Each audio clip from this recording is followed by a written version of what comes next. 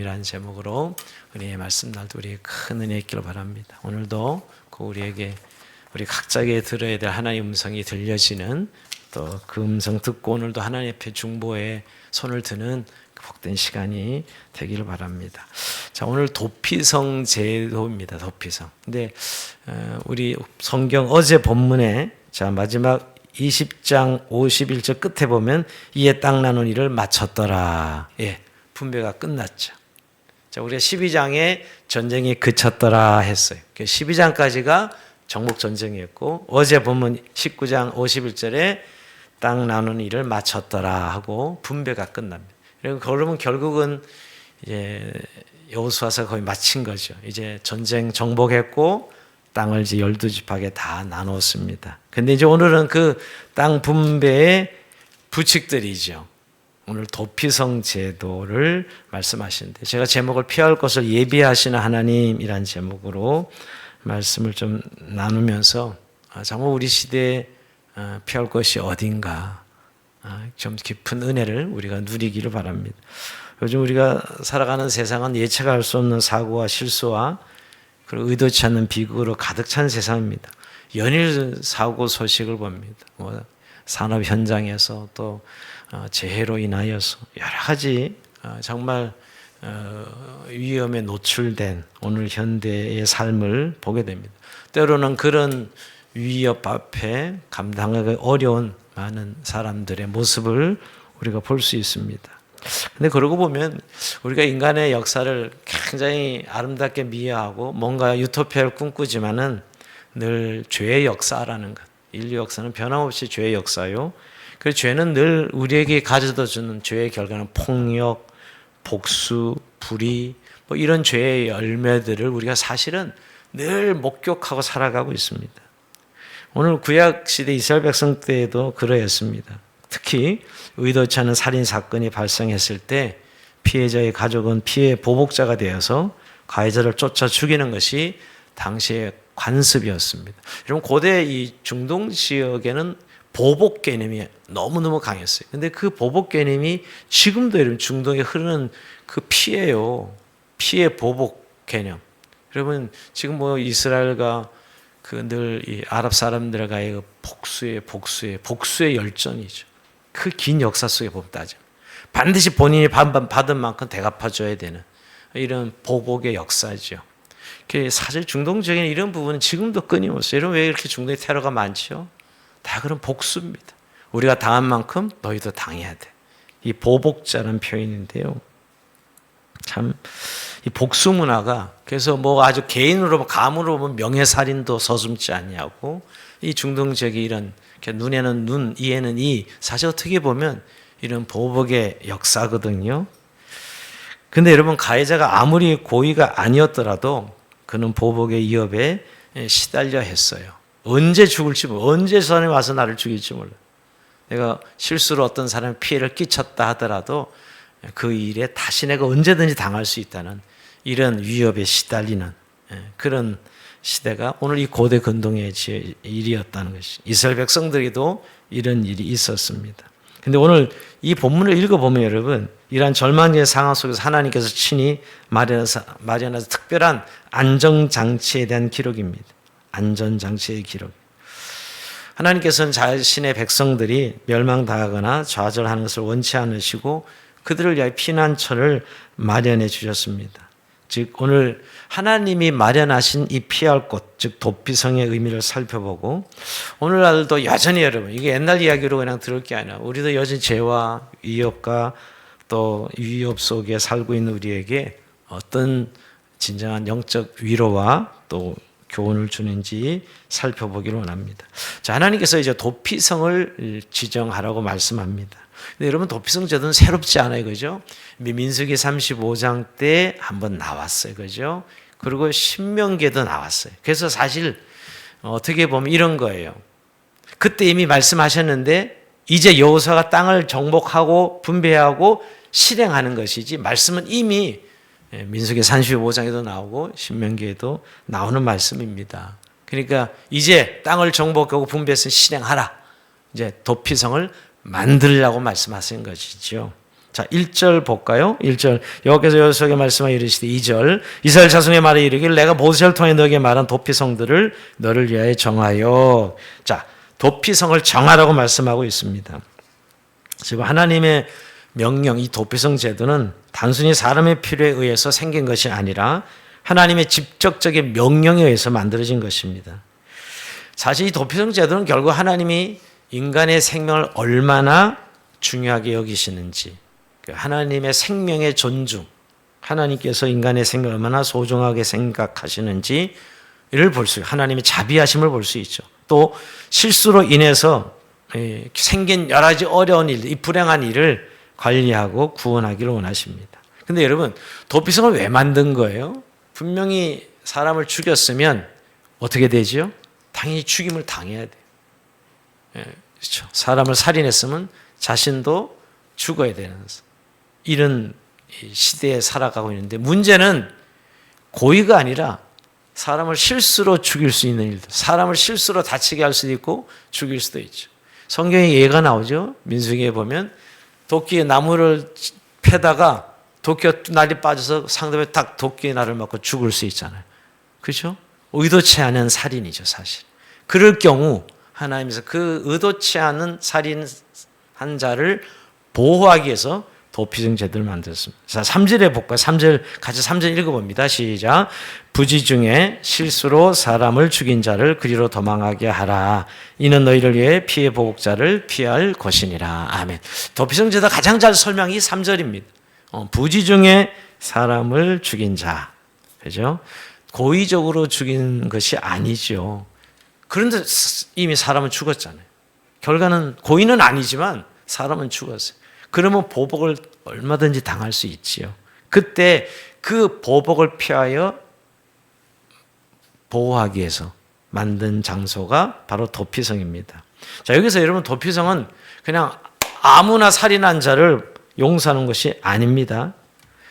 우선 여러분, 내가 도끼로 나무를 자르다가 도끼날에 빠져서 사람을 맞아서 죽었다. 그럼 일단은 이게 고의로 살인한 건 아니잖아요. 그럼 도피성으로 도망가는 것이죠.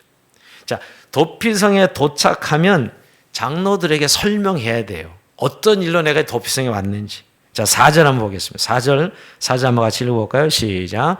이 성읍들 중에 하나에 도피하는 자는 그 섬에 들어가는 문 어귀에 서서 그 성읍의 장로들의 귀에 자기의 사건을 말할 것이요. 그들은 그를 성에 받아들여 한 곳을 주어 자기들 중에 거주하게 하고. 여기 성읍의 장로에게 내가 이 차 저 차 해가지고 이런 일이 났다고 말해야 되는 것이죠. 그래서 공정한 심판을 거쳐서 재판을 해서 이 사람 진짜 고의로 살인한 것이 아니구나 하고 입증해야 되는 것이에요. 하나님 무조건적으로 자비를 베푸는 건 아니에요. 여러분, 사실은 이 무분별하게 그냥 자기가 고의를 죽여놓고 들어왔는데 그 사람을 살려주면 안 되죠. 그러니까 고의로 사람을 죽인 것을 증명해야 돼요. 결국 고의로 죽이지 않은 사람, 정말 실수로 부지 중에 사람을 죽인 사람들을 보호하는 것이 바로 도피성입니다. 여러분, 우리가 이걸 사실 영적으로 보면 우리도 뭐 죄로 인해서 늘 이 사망의 보복자가 누구예요? 사탄이잖아요. 사망의 보복자가 사탄이 늘 정자리에 있습니다. 어떻게 보면 우리가 이 세상 영적으로 보면 늘 사단이, 우리가 얼마나 연약해 죄 짓고 맨날 넘어지는데 사단이 늘 정죄하잖아요. 우리를 안전하게 지켜줄 것이 없습니다, 이 세상은. 그런데 하나님은 우리를 이 그리스도 예수 안에서 이미 보호해주고 지켜주실 것을 예비하셨지요. 자, 근데 여러분, 이 말씀이 한번 오늘 이 회중 앞에 설 때까지 오늘 이 피해 보복자가 이제 따라오게 막 이 죽인다고, 우리의 가족을 죽였다고 따라올 거 아니에요. 그럴 때 이제 그 살인한 사람이, 부지 중에 살인한 사람이 성 안에 들어오면 무조건 받아주는 것이 아니라 확인을 해야 돼. 이 사람이 진짜 고의로 살인하지 않았는지를 반드시 살펴봐야 됩니다. 자, 우리 5절 같이 한번 읽어봅니다. 5절 시작.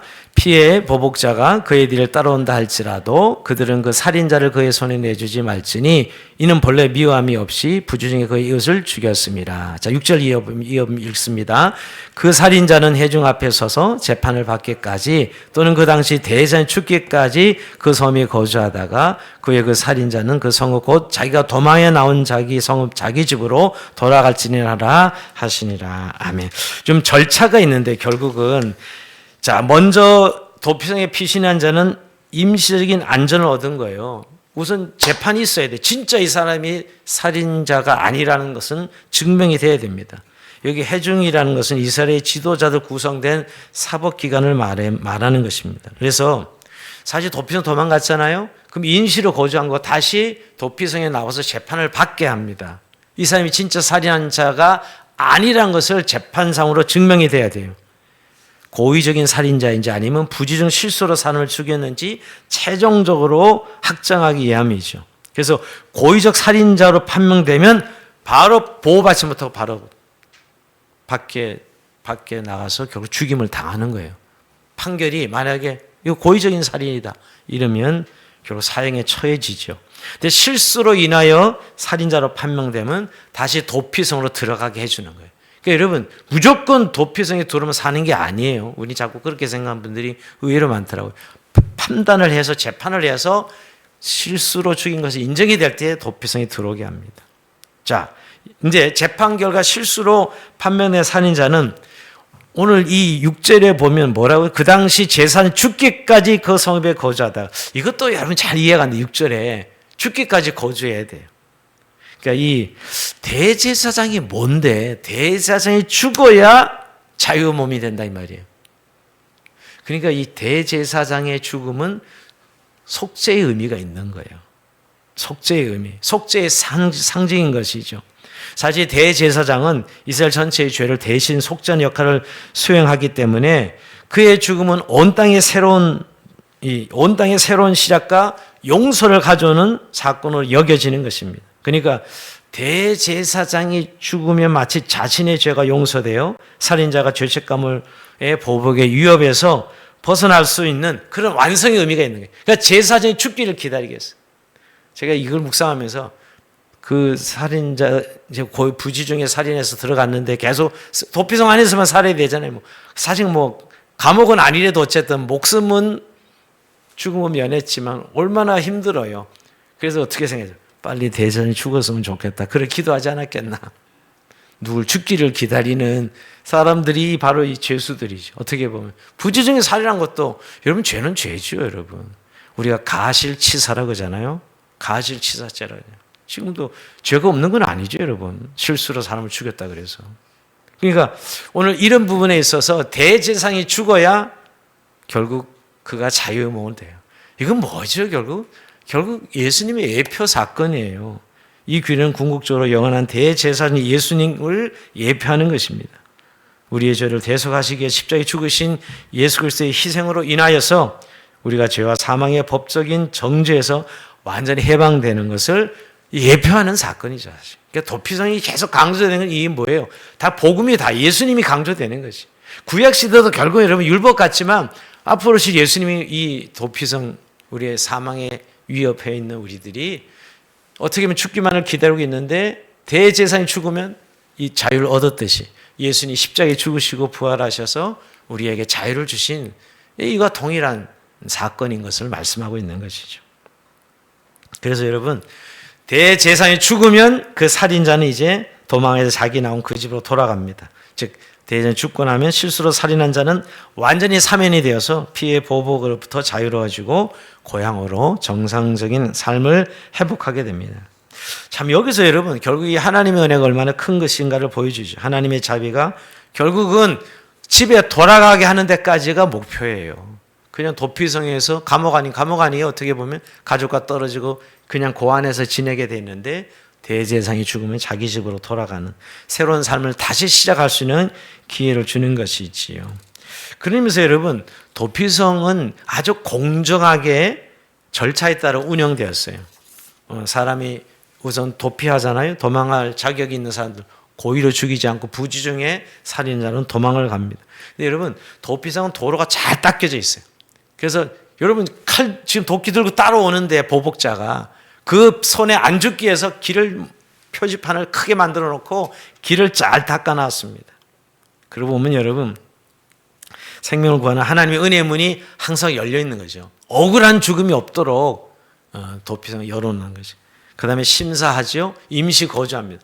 그게 끝이 아니고 이 사람이 진짜 고의로 살인한 자인지 실수로 사람을 살인한 자인지를 분별하고 심사하는 그죠? 재판을 임시 거주지죠. 처음에는. 자, 그리고 이제 재판이 열어지고 이제 재판 결과가 이제 이 사람은 실수로 사람을 죽였다 판명되면 이제 도피성에 거주하게 됩니다. 언제까지요? 대제사장이 죽을 때까지. 어떻게 보면 목숨을 건지긴 하지만 도피성에는 큰 감옥이 있는 거예요. 실수로 사람을 죽인.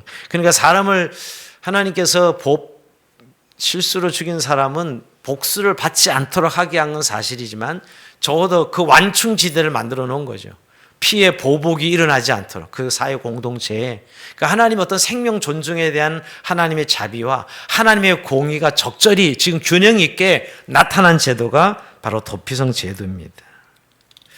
참 그러고 보면 우리가 이런 성경의 지혜를 우리가 늘 기독교가 들어간 나라에는 언제든지 있죠, 사실. 그래서 늘 우리의 헌법이나 우리의 법률도 하나님의 공의라는 측면, 하나님의 사랑이라는 측면 이거죠. 그래서 하나님의 자비라는 생명 보존의 자비가 있고, 그러나 죄는 심판, 살인한 건 맞잖아요, 여러분. 죄에 대한 심판이 조화롭게 실현되도록 설계한 완벽한 구원 제도가 이 도피성 제도예요. 그것이 바로 예수 그리스도를 통해서 나중에 완성되는 것이죠. 그러니까 대제사장의 죽음은 죄의 짐이 완전히 사라지고 자유를 얻는 상징적인 그런 시점이 되는 것입니다. 자, 이게 오늘 우리가 도피성을 만든 중요한 이유죠. 근데 오늘 성경은 7절, 8절에 보면 도피성의 위치가 나와요. 이것도 참 하나님의 기가 막힌 아이디어라고 생각합니다. 자, 7절, 8절 한번 봅니다. 예, 그들이 납달리의 산지 갈릴리 게데스와 에브라임 산지 세겐과 유다 산지의 기라 아르바 곧 헤브론과 8절 여리고 동쪽 요단 저쪽 루벤 지파 중에서 평지 강의 베셀과 갓 지파 중에서 길라 라못과 므낫세 지파 중에 바산 곧 골란을 구별하였으니 한번 지도로 봅시다. 이게 말로 하니까 너무 어렵게 느껴지는데 바로 이겁니다. 자, 이렇게 어디에 세고죠? 우선 요단 서쪽 이제 요단 서쪽에 세 곳이 있죠. 자, 맨 위에 요단 서쪽 게데스가 있고, 그죠? 게데스. 납달리 지파 영역입니다. 납달리 지파 영역에 있고요. 가장 북쪽에 있습니다. 자, 요단 서쪽입니다. 그러니까 가나안 땅이에요, 사실은. 요단 동편이 아니고 게데스는요. 그 중간에 뭐죠? 세겜. 이스라엘 중앙에서 세겜은 이것은 에브라임 지파에 속한 땅입니다. 굉장히 중요한 중심지죠. 그리고 밑에 이제 헤브론이 있는데 이게 유다 지파 지역에 있는 도피성이에요. 남쪽에 거주하는 주민들을 보호하기 위해서 만든 것이죠. 자, 그 다음에 이제 요단 동편으로 가볼까요? 이제 요단 동편 쪽에 보면 세 곳인데 베셀이죠, 밑에. 베셀. 르벤 지파에 속한 지역이 있어요. 르벤 지역. 이 베셀 지역은요. 그 남쪽의 사람들을 보호하기 위해 중앙에는 길라 라못이 있습니다. 길라 라못. 요단 동편 중앙 지역이죠. 여긴 갓 지파가 땅을 차지하는. 이제 우리가 지파 분배를 한 3, 4일 동안 계속 살펴봐서 여러분 대부분 이해가 쉬울 거예요. 그죠? 충분히 이해할 수 있을 겁니다. 요단 동편의 중앙 지역, 갓 지파에 속한 도피성이 길라 라못입니다. 그 다음에 이제 골란 지역이죠. 위에. 약간 북쪽의 골란 지역, 요단 동편 북부 지역인데 여기는 어디 땅일까요? 므낫세 반지파 지역이죠. 므낫세 반지파 지역에 속한 가장 북쪽에 위치해서 바산 편의 사람들을 보호했습니다. 자, 이게 오늘날도 골란 공원은 지금도 명칭이 있는 거 아시죠, 여러분? 구약의 명칭이 요새도 불려지는 것도 있고 안 불려지는 것도 있는데 골란 같은 경우는 자주 언급되는 것입니다. 자, 여러분 이거 보면서 뭘 느껴요? 자, 하나님이 참 도피성을 골고루 배치하고 있다. 그러니까 어디에서 이렇게 부지중에 살인 하나 생기면 언제든지 뛰어갈 수 있도록. 여러분 만약에 해부는 한 군데 만들어놔봐요. 다른 쪽에 오다가 다 죽지요, 여러분. 그잖아요. 부지중에 살인한 사람이 보복자가 가족이 쫓아오면 도착하기 전에 다 이미 죽는 거죠. 그러니까 골고루 6개의 성읍을 모든 사람들이 언제든지 달려갈 수 있도록 골고루 배치했습니다. 이스라엘 어느 곳에 살든지 실수로 살인한 자는 신속하게 피난처에 도달할수록 하기 위함이죠. 저는 여기서는 하나님의 공평성, 자비, 이스라엘 모든 백성의 차별이 없도록 하는 것이. 우리나라는 너무 지금 서울 중심이에요. 그죠? 모든 건 서울에 다 몰려 있고 지방에는 없어요. 이건 너무 불공평한 한국의 모습을 보게 됩니다. 정말 지금 이 제도만 봐도 어디에서든지 이 보호를 받을 수 있도록 골고루 균형 있게 배치한 것을 보게 됩니다. 근데 여러분 9절을 한번 보겠습니다. 이는 곧 이스라엘 모든 자손과 그들 중에 거리한 거림을 위하여 선정된 성읍들로서 누구든지 부지중에 살인한 자가 그리로서 누구든지 그리 도망하여 그가 회중 앞에 설 때까지 피해 보복자 손이 죽지 아니하게 위함이라. 근데 여기 거리하는 거류민을 위하여라는 표현이 있어요. 그죠? 결국 이스라엘 백성들만 이 도피성 제도 혜택을 받는 게 아닙니다. 거주하는 모든 사람들이 그들 중에 거리하는 거류민, 이스라엘 자손들은 물론이고 외국인까지도 보호를 받을 수 있도록 하셨습니다. 그러니까 구원은 이스라엘 어떤 특정 민족에 한정되지 않아요. 저는 선교하는 사람으로 구약에 자꾸 이스라엘 백성들만 보는 사람들이 많은데 아니요. 이방 민족들도 항상 이스라엘과 같이 출애굽 같이 하게 하셨고 이런 도피성제 혜택도 같이 보게 하셨다고. 이스라엘 백성들만 혜택을 주는 게 아니라 이게 하나님의 마음이죠, 여러분. 물론 구약에는 이스라엘 백성이 선택된 게 맞아요. 그렇다 해서 이방 민족들을 하나님이 소외시키지 않았다는 거예요. 항상 그들 가운데 있었을 때 그들도 보호해 주신 것이죠. 자, 그리고 우리 도피성 제도를 이렇게 지역까지 정확하게 오늘 이야기하면서 오늘 6군데를 만들어서 실수로 살인한 자들을 보호할 수 있도록 그런 도피성 제도를 말씀하셨습니다. 저는 이 예수님께서 우리가 죄와 사망으로부터 피할 수 있는 가장 가까우며 가장 유일한 완전한 피난처로 만들어주신 제도죠, 여러분. 결국은 오늘 이 도피성 제도는 우리에게 예수 그리스도를 예표하는 가장 분명한 구약의 그림자 중에 하나입니다. 자, 그런 의미에서 여러분, 정말 주님이 우리를 위하여 십자가에 죽으심으로 우리를 정죄하던 죄의 보복이죠. 여러분, 죄를 지으면 죄는 복수하게 돼 있어요.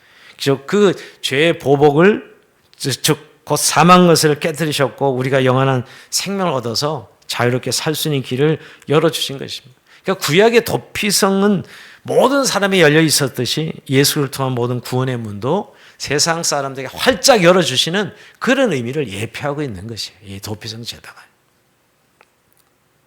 자, 결국 이 도피성 제도를 통해서 우리가 결국 우리의 영원한 도피성 예수님, 예수 그리스도를 바라보게 하신 것이죠. 그런 의미에서 지금도 주님은 우리의 피할 곳이 되시는 분이시다라는 거예요.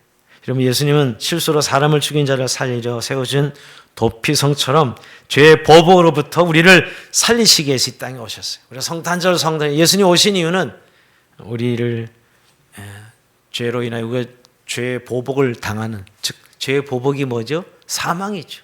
죄의 보복은 사망입니다. 바로 우리를 그렇게 죄의 보복으로부터 건지시기 위하여 이 땅에 오셨습니다. 우리는 모두 부지중에 혹은 고의로 죄를 지어서 사망에 이르게 한 영적인 살인자들입니다. 여러분, 그런 의미에서 율법의 보복은 계속 우리를 정죄해요. 율법의 보복은 우리를 계속 정죄하지만 하나님은 우리를 위해 예수 그리스도를 도피성으로 삼으셨어요. 주님이 우리의 도피성이 되어 주셔서 우리를 그 안에 보호하시고 안전하게 하신 것이죠. 그래서 주님은 우리의 완전한 피난처가 되십니다. 여러분, 도피성의 피난처가 안전했던 것처럼 예수 그리스도의 안에 거하는 자는 결코 정잠이 없다고 말씀하고 있습니다. 여러분, 주님은 우리의 과거의 실수와 죄로부터 우리를 보호하시고 사단이 끊임없이 우리를 정죄합니다. 너 죄졌지, 넌 사망이야 라고 계속 우리를 정죄할 때 그 정죄로부터 우리를 지켜주시고 우리를 보호하시는 것이죠.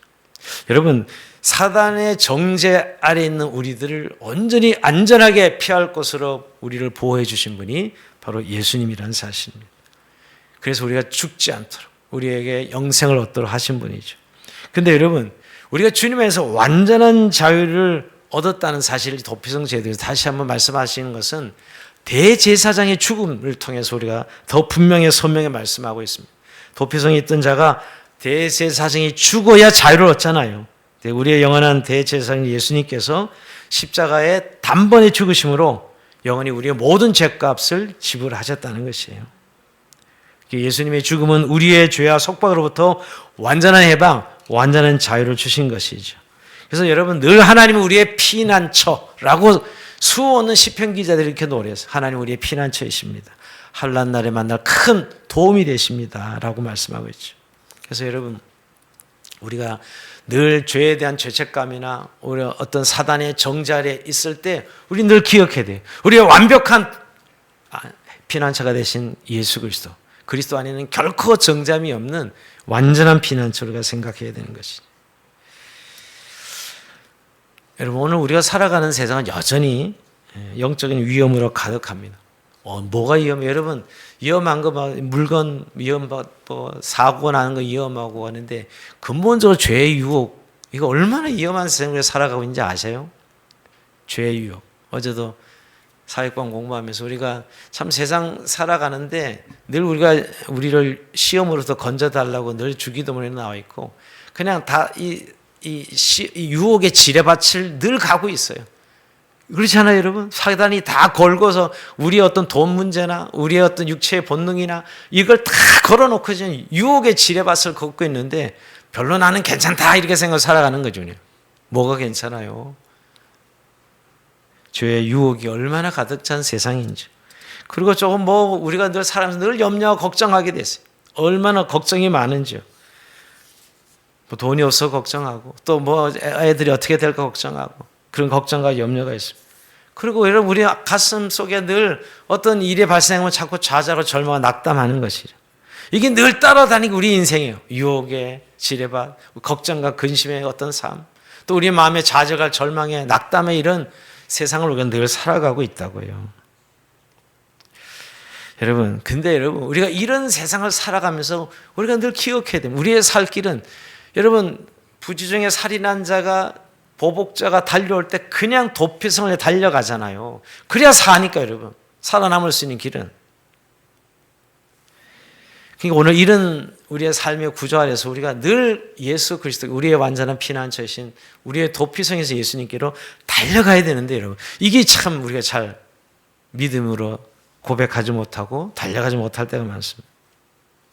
정말 우리를 위해 하나님께서 친히 피할 것을 예비하시고 생명을 보존하기 위해 원하시는 하나님께서 만드신 이 도피성으로 달려가는 이 믿음을 우리가 제대로 적용하지 못하고 있는 거예요. 그냥 당하고 있는 거예요. 유혹에 빠져 그대로 유혹에 넘어지고 저와 절망의 죄책감에 그냥 짓눌리고 말이에요.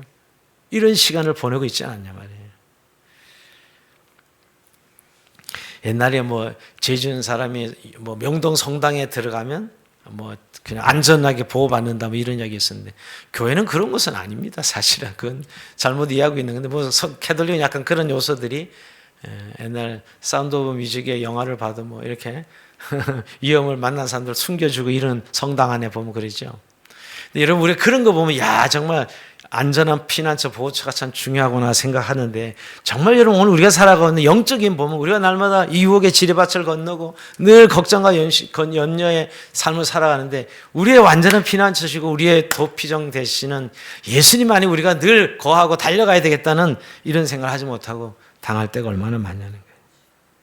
그러면서 여러분 우리가 정말 이럴 때 언제 우리가 예수님께로 달려가야 될까요? 우리의 죄를 깨닫게 될 때요. 근본적으로 여러분 도피성으로 도망하는 살인자에게 가장 중요한 것은 속도와 방향입니다. 머뭇거릴 시간이 없습니다. 여러분 근데 우리의 양심은 우리를 정죄하잖아요. 너 죄 졌지? 라고 이렇게. 그럴 때 여러분 우리는 합리화하거나 무시하거나 그러면 해결돼요 여러분? 그렇지 않잖아요. 근데 우리가 사실 죄의 문제를 양심을 찌를 때 바로 예수님께 달려가서 우리의 죄를 고백하면 죄 용서받고 죄 자유함을 얻는 죄처럼 자유를 얻게 되는데 그러지 않고 계속 우리는 우리를 합리화시키거나 다 그렇지 나만 죄죠 다른 사람은 다 이 정도 다 짓고 살지 이러면서 만약에 이 죄를 그렇게 해결하면 결국 우리는 죄로부터 자유를 얻을 수 없는 것입니다. 자기 합리화죠 여러분. 여러분 실수했을 때요 여러분 어떻게 내가 반응하는지 한번 잘 생각해 보세요. 합리화하는 수도 있고요. 자기 위로를 뭐 다 그럴 수 있는 거지 뭐 자기 위로를 삼을 수도 있고 침묵과 회피할 수도 있지요. 근데 여러분 주님은 말씀하십니다. 내가 너를 위해 피할 곳을 준비했다 라고 말씀하시거든요. 정말 예수님께 달려가야 되는데 예수님 안에 있지 않으면서도 괜찮겠지, 괜찮지 않습니다. 그게 결국 우리의 죄의 종로로 타게 하고요. 사단의 종로로 타게 한다고요. 그 유혹에 빠져서 헤어나지 못하게 한다고요.